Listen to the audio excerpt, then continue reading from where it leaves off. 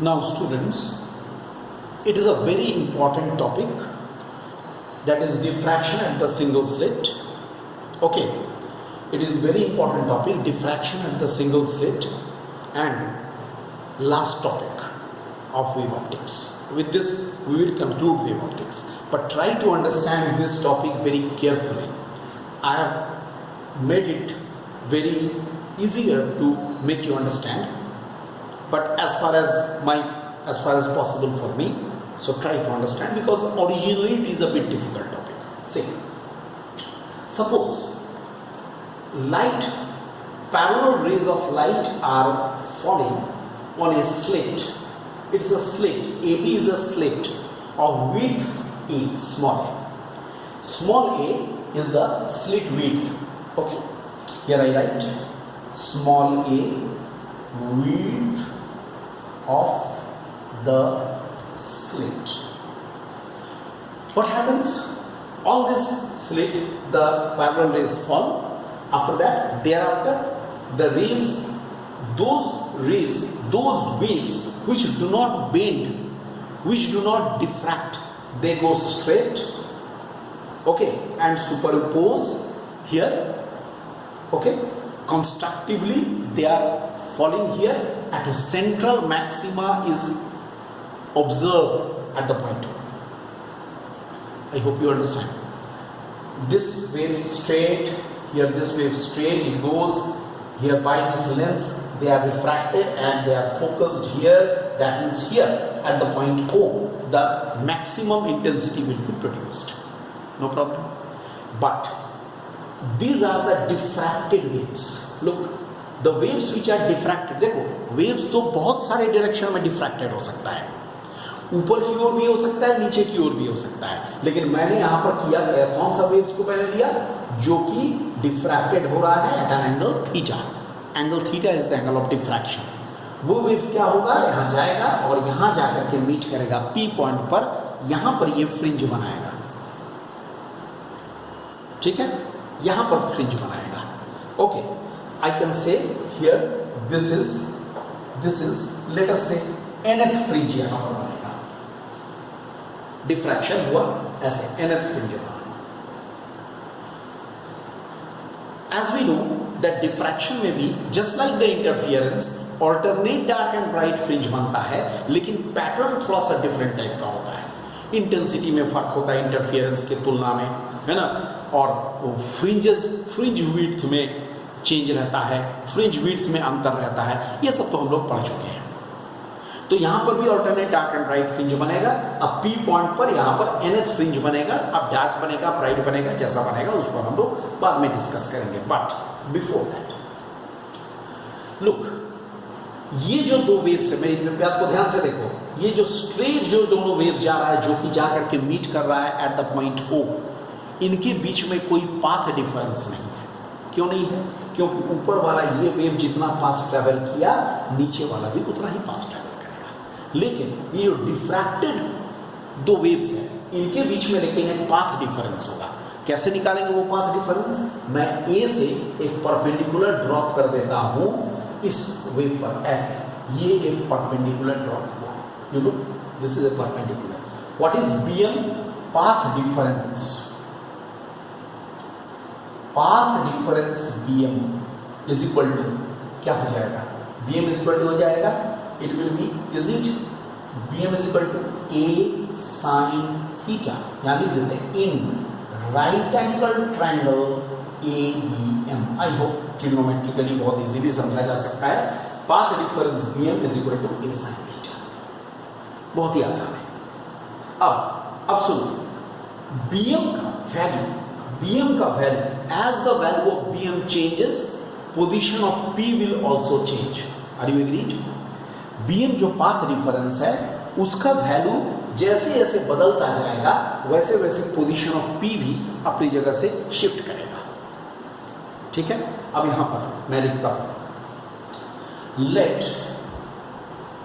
Positions of P are such that, मान लिया जाए position of P are such that BM is equal to lambda 2 lambda, 3 lambda, dot dot dot n lambda.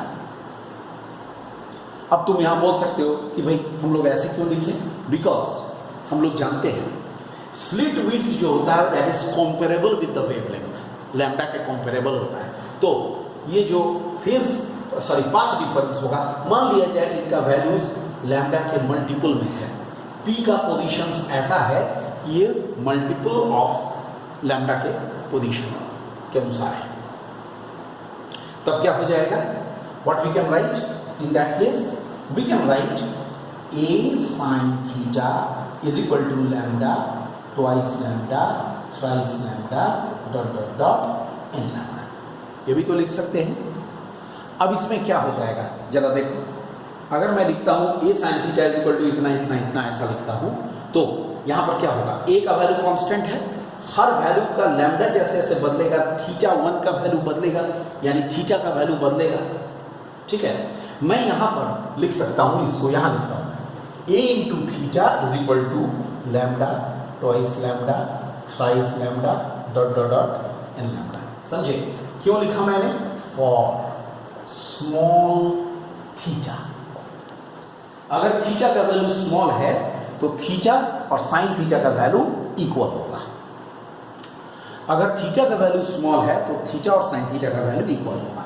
इसलिए यहां क्या हो जाएगा, जैसा मैंने कहा, theta 1 is equal to lambda by a, theta 2 is equal to twice lambda by a, theta 3 is equal to thrice lambda by a dot dot dot, theta n is equal to n lambda by A.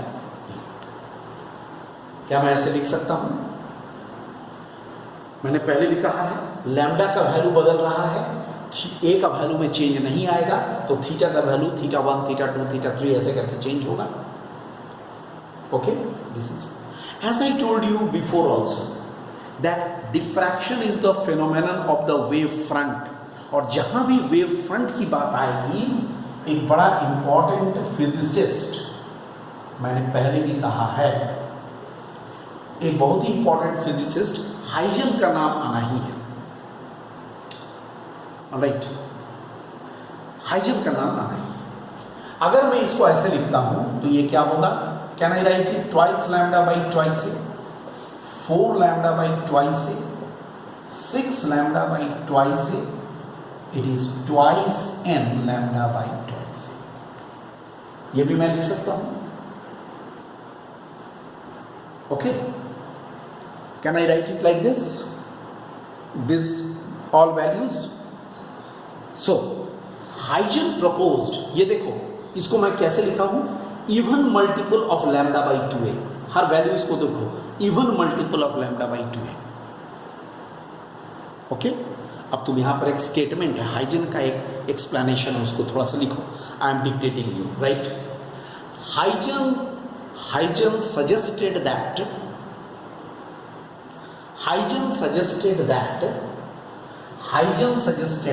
theta 1 theta 2 dot dot dot theta n, Haydn suggested that theta 1 theta 2 dot dot dot theta n are representing theta 1 theta 2 up to theta n are representing the angular positions of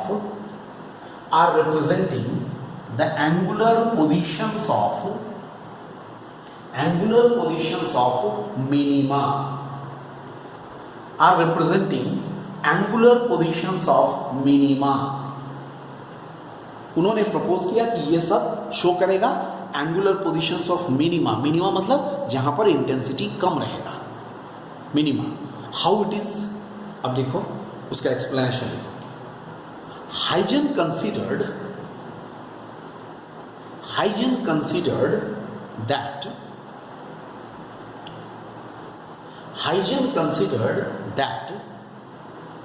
the slit, yes, slit, AB slit. Haydn considered that the slit which acts as a wave front, हम लोग पहले ही बताए हैं wave front जैसा act करता है, which acts as a wave front may be distributed into, acts as a wavefront, may be distributed into even number of sections. May be distributed into even number of sections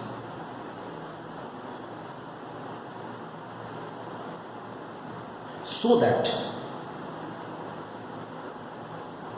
equal number of sections are there, so that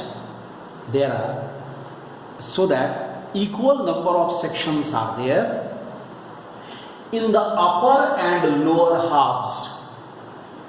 Equal number of sections are there in upper and lower halves of the wavefront. In the upper and lower halves of the wavefront. Okay? If each section emits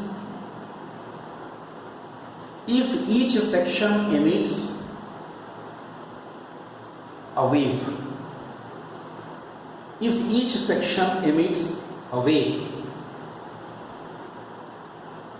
then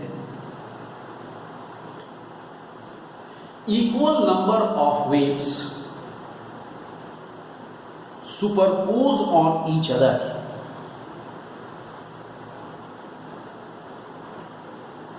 Equal number of waves superpose on each other, which are coming from